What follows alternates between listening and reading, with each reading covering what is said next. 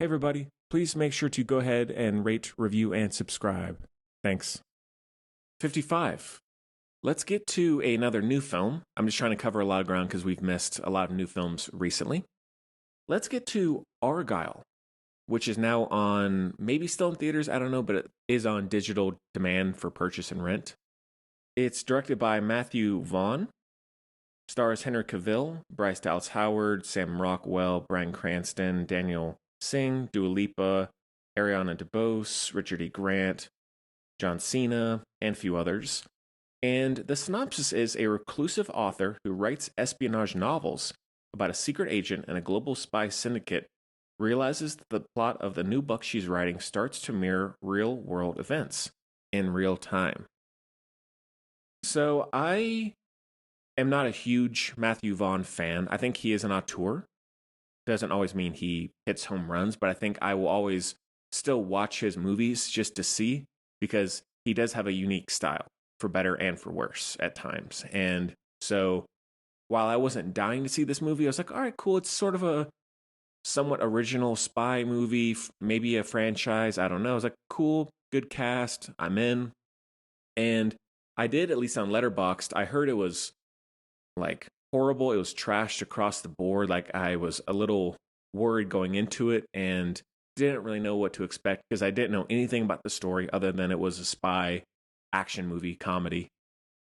And maybe it's a hot take, but I didn't hate it. I thought it was passable.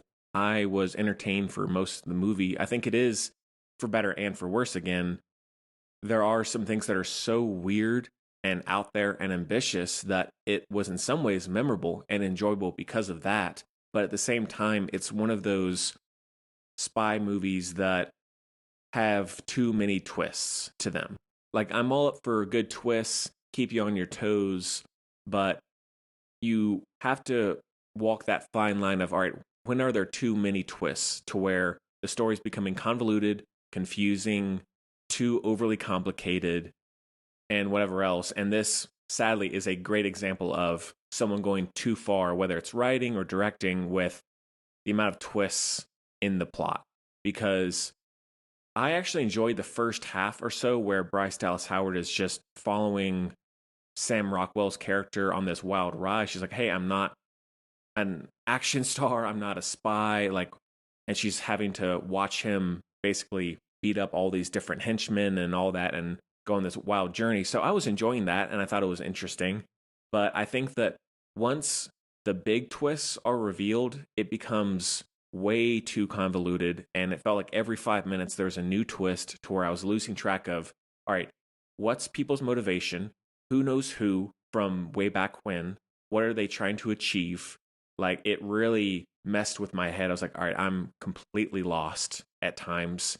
But also what's frustrating is there are two action sequences, one with colored smoke and then one on ice skates, that are amazing. And I've never really seen anything like it. Like, call it goofy, call it over the top, but the whole movie's over the top. So I didn't see it that way. But those sequences are awesome. But they're right back to back, and they're towards the very end of the movie. I'm like, why didn't we have more sequences like this with the Matthew Vaughn flair earlier on? Because for the most part, the first hour and a half or so, it's mostly generic fistfights and shootouts. There's not a whole lot that's interesting action-wise until those sequences. But when those happen, I was like, oh my God, these are amazing. I love them. They're so ridiculous, but they're so fun. And that's where the Matthew Vaughn isms came out. And I was sad that it was like the end of the movie. But putting all that aside, good cast. I really like Bryce Dallas Howard and her sort of place in the story in terms of her being completely inexperienced and then learning things and all the twists and turns that come with that. I think she was a very interesting star and character to have lead this movie. I thought that Henry Cavill had a much bigger part, considering he's basically the front of all the posters. He's all right. His hair is a little ridiculous, but I think they make fun of that. He's not in a whole lot. I don't think that's a twist or a spoiler. And Sam Rockwell, love him always. Dua Lipa is just in there randomly, like almost no time at all. Ariana DeBose, really like her and everything. I love her in West Side Story. Good score, good soundtrack.